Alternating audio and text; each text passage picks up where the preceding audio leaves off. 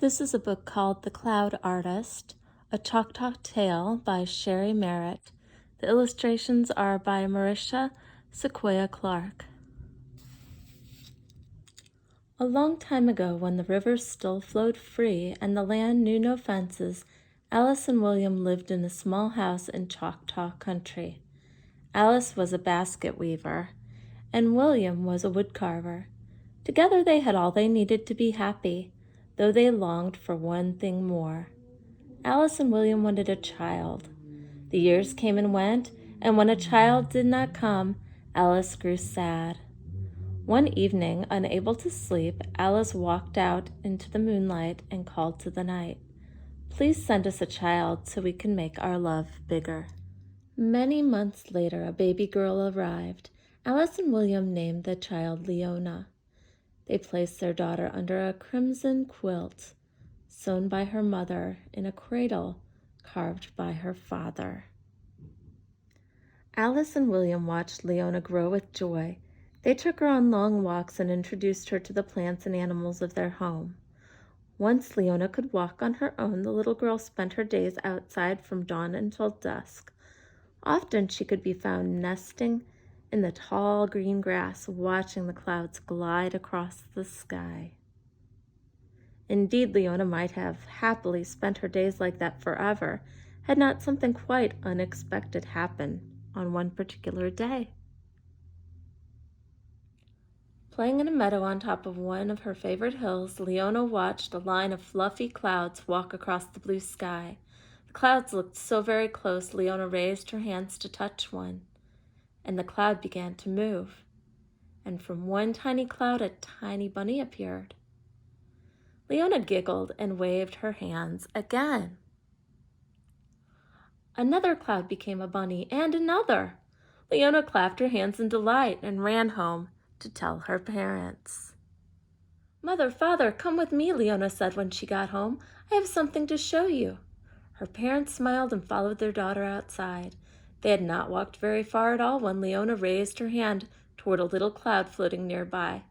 Leona began to wave her hand back and forth as if painting with a paintbrush. Her parents looked up into the sky and gasped in surprise. The little cloud was now a little turtle. Alice and William had heard the Choctaw elders talk of the days when their people once painted with the clouds, but it had not been generations since anyone had been born with the gift. They watched proudly as Leona turned a skinny cloud into a hare to race the turtle across the sky. News of Leona's gift traveled like dandelion seeds on the wind. Her tribe welcomed the return of a cloud painter, but it was the littlest Choctaws who happily sat for hours watching Leona paint the sky, turning clouds into flowers and willow trees and animals, big and small.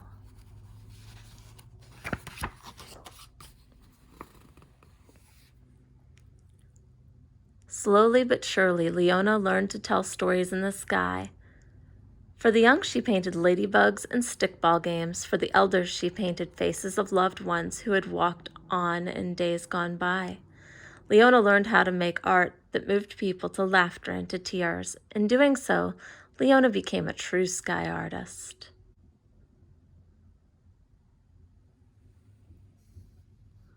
Then one day, a man from a traveling show came to town. He saw a cloud painting in the sky and followed it all the way to the little home of Alice and William.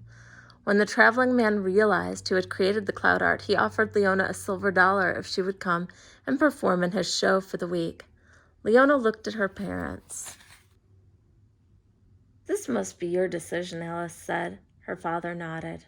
Leona thought for a while. Then with a big smile, she said, "Thank you, sir. I will come and paint at your show." "Be at the showgrounds at first light," the traveling man said. The weight of the silver dollar felt good in her pocket as Leona watched him walk away.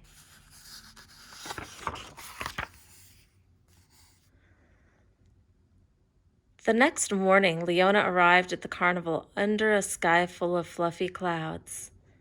People oohed and ahed as she painted bears and swans and a herd of mighty mustangs. Her heart swelled with happiness.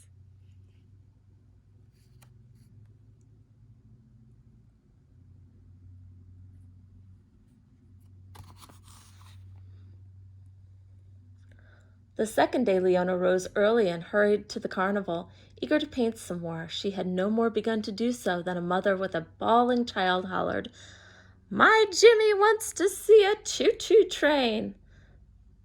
A boy shouted, "Paint a BB gun! Paint me a BB gun!"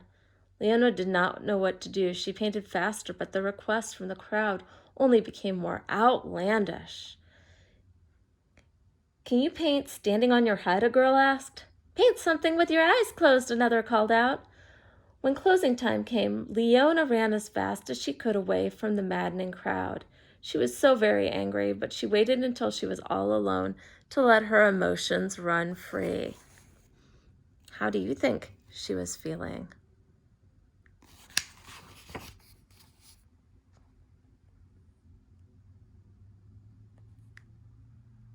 Angry. That's right. All those people were shouting things at her, and it was overwhelming.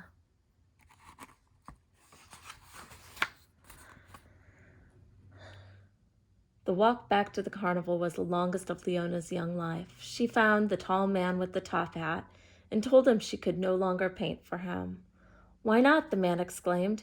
"Tickets have never sold faster. The lines have never been longer. Your paintings bring in people from far and wide. A newspaper reporter is coming tomorrow. Why, soon you'll be famous." His eyes narrowed. "Is this a play to get more money?" "Oh, no, sir," Leona said. "There's not enough money in all the world to make me return. Cloud art is meant to be shared, not sold." And with that, Leona returned the silver dollar to the man. In the years that followed, Leona never regretted the decision she made that day as a child at the carnival. She had found her place in the world and grown into a fine young woman. That summer, for the first time at the annual Choctaw Gathering, Leona found herself painting one of the old tribal dances as a handsome young soldier looked on. She left that evening on the arm of the young soldier named Alan. There he is.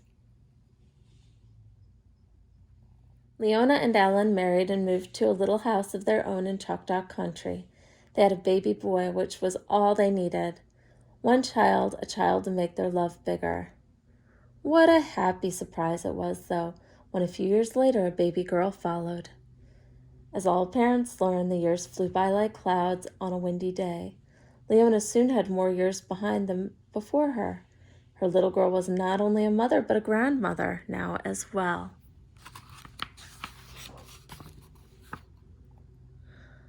A life well lived had given Leona many stories with which to fill the sky. She always made sure to paint the present, for it was history in the making. She always made sure to paint the past, for it was what made the future possible. She always painted the happy times, and she never failed to record the sad ones. Leona knew there were lessons to be learned from both. Then one day, her great-granddaughter Charlotte came and took her by the hand. "Can you come with me?" Charlotte asked. Leona slowly rose to follow the child. "She reminds me of when I was young," Leona thought, smiling. The thought had no more than floated through Leona's mind, like a cloud on the breeze. Then the little girl raised her hand to the sky. Do you know what her great-granddaughter is going to do? Can you predict that?